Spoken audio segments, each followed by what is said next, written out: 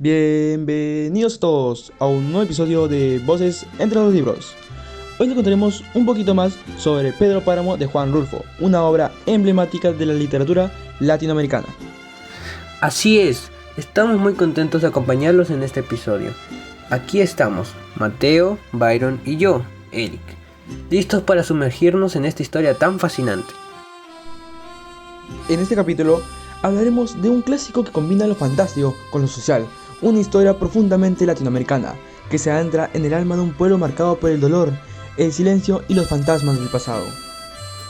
Juan Rulfo, cuyo nombre completo fue Juan Nepomuceno Carlos Pérez Vizcaíno. Él nació el 16 de mayo de 1917 en Apulco, Jalisco de México. Fue un escritor, guionista y fotógrafo. Falleció el 7 de enero de 1986 en Ciudad de México. Rulfo es recordado por dos grandes obras, El Llano en Llamas y Pedro Páramo, en las cuales retrata la dura realidad social y cultural de México. ¿Por qué decidimos traerles a este capítulo la historia de Pedro Páramo? Bueno, es un clásico latinoamericano fundamental, de hecho es el precursor del subgénero realismo mágico, incluso fue o vino antes que Cien años de soledad, que es la imagen o la insignia de este subgénero. Tiene una historia profunda y original, incluso innova en la narración hecha por los muertos y en una narración múltiple, y al ser algo confusa, de cierta manera, decidimos que sería un reto trabajar y analizar acerca de esta obra. Aparte, ofrece una crítica social y una reflexión sobre el poder, la soledad y la muerte. Ficha técnica, título Pedro Páramo, autor Juan Rulfo, género, novel, tipo narrativo, narrador, múltiple, subgénero, realismo fantástico, editorial, Fondo de Cultura Económica. La novela narra el viaje de Juan Preciado al pueblo de Comala, cumpliendo las promesas que le hizo a su madre en su lecho de muerte, encontrar a su padre, Pedro Páramo. Sin embargo, al llegar descubre un pueblo vacío, habitado por voces, recuerdos y fantasmas. Comala es un reflejo del abandono, la soledad y la muerte, donde el poder de Pedro Páramo y su indiferencia causaron la ruina de todo. Los mismos espíritus le irán contando a Juan la historia de su padre y la caída de su lugar. Juan Rulfo escribió Pedro Páramo para reflejar la realidad de los pueblos rurales mexicanos, marcados por el abandono, la injusticia y el poder abusivo. También quiso explorar temas como la muerte, la soledad y el recuerdo, inspirándose en su propia vida. Quedó huérfano desde joven. Además, buscó innovar en la forma de narrar, usando voces múltiples y una estructura no lineal, para dar voz a los olvidos y construir una historia profunda y poética. Después de una profunda lectura y reflexión sobre esta historia, encontré que es una narrativa muy interesante y enganchante, donde no sabemos si los personajes están vivos o ya murieron.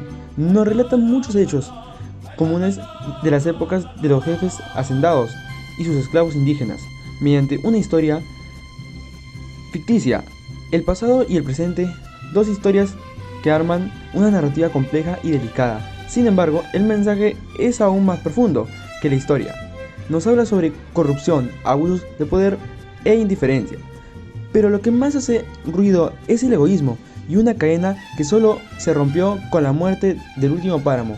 Esta historia, a mi parecer, es muy intrigante y algo confusa, pero esto es hecho aposta por el mismo autor, para enganchar al público, para hacernos reflexionar e interpretar la historia, así como si estuviéramos armando un rompecabezas en donde nosotros mismos tenemos que poner todas las piezas en su lugar para entender la historia y captar el mensaje de esta. Bueno, en mi opinión, el estilo de la obra es demasiado similar al de José María Arguedas. Nos relata la historia mientras nos sumerge a ese mundo, describe el ambiente y resalta la cultura del país en el que suceden los hechos. También las historias toman rumbos similares, contando historias ficticias, pero tranquilamente que pudieron ser reales. Esta es una historia tan real como ficticia. Aunque se centra en México, refleja muchas habilidades latinoamericanas. En Perú también hubo pueblos marcados por tragedias similares. Es una obra bella, dura y profundamente humana. Por eso se convirtió en un clásico de la literatura.